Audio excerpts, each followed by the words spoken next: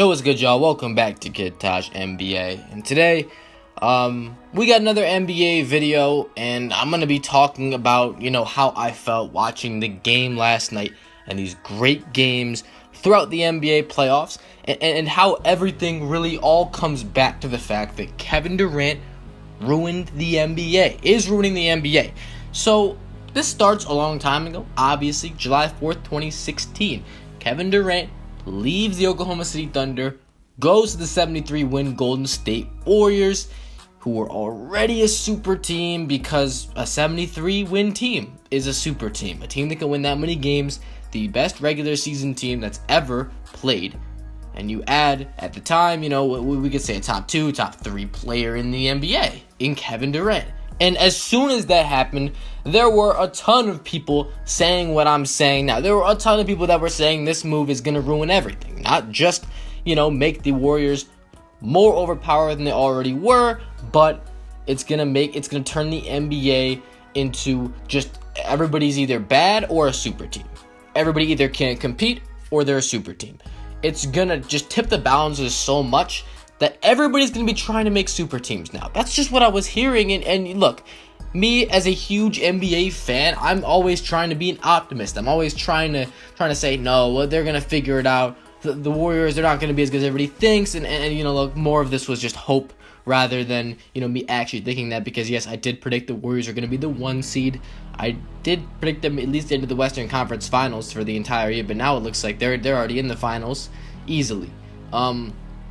And at this point, we're watching the playoffs, and I'm coming to this realization that none of this even matters. And it sucks, because last night, I was watching the Houston Rockets and the San Antonio Spurs play this incredible Game 5 that went through so many twists and turns, a roller coaster ride of a game, a pivotal Game 5, as, we always say in a Western Conference semifinal series with two great teams that, it should be a huge game, right? But to me, at one moment I'm like, wow, yeah, the Spurs won, this is crazy, like, what a game. But then in the long run, in the grand scheme of things, I'm thinking like, well, does it really matter? I mean, just look at what's going on in the NBA.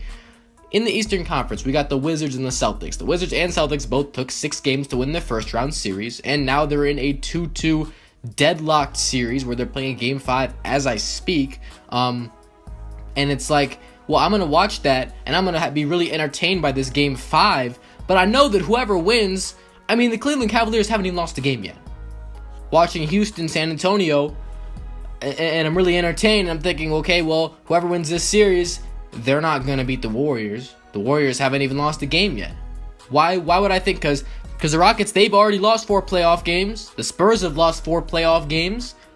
We've seen them be beaten. The Golden State Warriors, they haven't even gone to an OT. They haven't even had a super close game where they're really struggling. They were down like 17 at one point against Portland, but they were playing with them. They got right back in the game so quickly. In that Game 3 against the Jazz, that was a Jazz's chance, but when you got that many weapons on one team, it's just ridiculous. Now I'm seeing this everywhere. It's like LeBron is tearing the East apart. The Warriors are tearing the West apart. I don't think it's as simple as if you have LeBron on your team, you're just not going to lose a playoff game. Look, I know people are going to be like, oh, well, look at the teams they played. The Cavs played the Pacers, and they played the Raptors. Those teams aren't good. The Warriors, they played the Blazers and the Jazz. Those teams aren't that good either. Well, look, we were all thinking that the Jazz were a pretty solid team until they played the Warriors. Now we're just saying, oh, they're bad. And I love to trash the Toronto Raptors, but god damn it, they weren't looking too bad in those last 3 games of the Bucks series. It's just when they play the Cavs, everybody's jumping on that, oh yeah, they're garbage, just because they can't win a game against the Cavs. But who's going to win a game against the Cavs right now? Regardless of that, I don't think that the Cavs are going to sweep their next opponent, but I don't think they're going to lose. Look, we all know that we're just going to see Cavs Warriors 3. And the problem with that is that I can't really watch these great series like Boston Washington or Houston Spurs without being like, oh, well, none of these teams are going to get there anyway. Why am I even like, it's entertaining, but it's meaningless basically. Because do we really think the Wizards are going to beat the Cavs? Tell me anybody that's not a LeBron hater, a Cavs hater, or a Wizards fan that really thinks that the Wizards could beat the Cavs. I don't know any. I thought the Wizards had the best chance, but now seeing what the Cavs are doing in the playoffs, they've turned on that switch. It's official. They've done it. They just beat the Raptors They swept them, and not only did they sweep them, but they also won their first 3 games by 20 points or more, and that it's just not fair. And like I said, was alluding to earlier, it's the Warriors and LeBron. But honestly, when you look at the Cavs, I mean, are you kidding me? That's just LeBron. I mean, I know LeBron's the most valuable piece in the NBA, and possibly, and I said ever, I think he's the most valuable player on your team ever. And I know he's great. Know that if he's on a team, it's automatically a playoff team. But here's the problem. You got 3 All-Stars. You got off your bench 5 players that could start. I mean, you got Iman Shumpert and J.R. Smith, who've been resurrected and now are playing like real good role players. We're not talking about that. Literally, your bench backcourt is Kyle Korver and Darren Williams. Those guys were former All-Stars. Those guys, I mean, they're great players still. They're starting caliber players still. And they're coming off your bench. And they can shoot the lights out, especially Kyle Korver. See what he did against Toronto? It's not even fair. I mean, 2 years ago, he was the game plan for the Atlanta Hawks. He was the guy you had to take out of the game. He was the guy that you had to game plan for. He was the guy. And 2 years later, he's coming off the bench for the Cavs. And you also got Channing Frye, who shoots the lights out. You got a full 5 on the Cavs bench that can play. I mean, that's Richard Jefferson. I didn't even mention him. I mean, are you kidding me? He's not even playing right now. But I just watched last night the Houston Rockets go 7 deep. And I was out here saying, well, the Houston's got a really good bench. Well, they got 2 good players on their bench now because Nene's injured. But not only are the Cavs and Warriors so much better than everybody else, but all the other teams are dealing with injuries, at least in the Western Conference. Nene's injured for the Rockets, which prevented them from going any more than 7 deep, which made James Harden so tired that he couldn't do anything in the OT last night.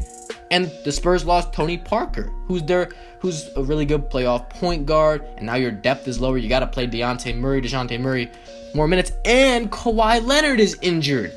So they're all banged up because they're trying so hard to beat each other, where you got the Warriors cakewalk to the finals, Cavs cakewalk to the finals. I mean, they're in so much better shape than everybody else just because they don't even have to try at this point. And we all know that we're on a collision course for Cavs Warriors 3. And the biggest problem with that is that what's the point of the regular season? What's the point of watching the playoffs? Why can't I just tune in during the finals? Yeah, like throw away 82 games of regular season, 2 months of an NBA playoffs, just because we know we're going to see the same 2 teams in the finals.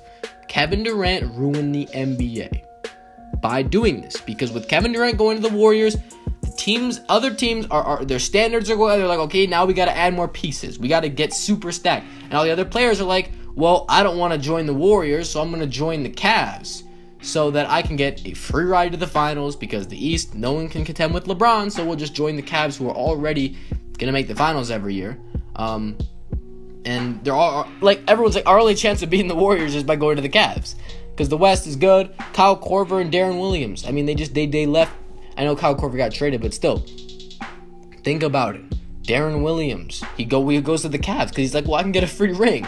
That's his best shot at that. I mean, honestly, it's just so hard, because now I'm hearing, Kyle Lowry's a free agent and he wants a ring, even though he said he wants to go to the Sixers want him or something. I mean, just ignore that for now. He wants a ring.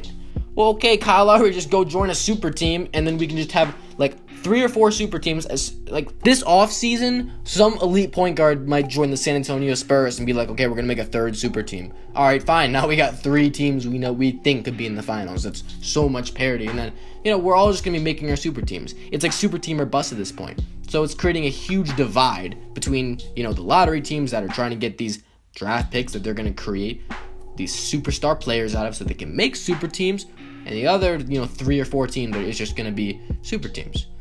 So I don't understand, because we all knew the Jazz weren't contending for the NBA Finals this year. Even though the Jazz were a 4 seed, they looked really good. They were a top 6 team by record in the NBA this year. The Boston Celtics, they're a 1 seed, and we all knew they weren't going to win the title. You know why? Because of Kevin Durant. I swear, if Kevin Durant stays where he's at, then we got another big dog in the Western Conference. The Warriors aren't as much of a threat just because of the fact that, look, you look at the team they have, they don't have that extra guy. You had what you had before, which is a beatable team. Yes, I know they won 73 games, but look at what they did in the playoffs. Not like they swept the whole playoffs. They lost to the Cavs in the finals. They're beatable, right? At least a little bit. And the Cavs, I mean, the Cavs got better.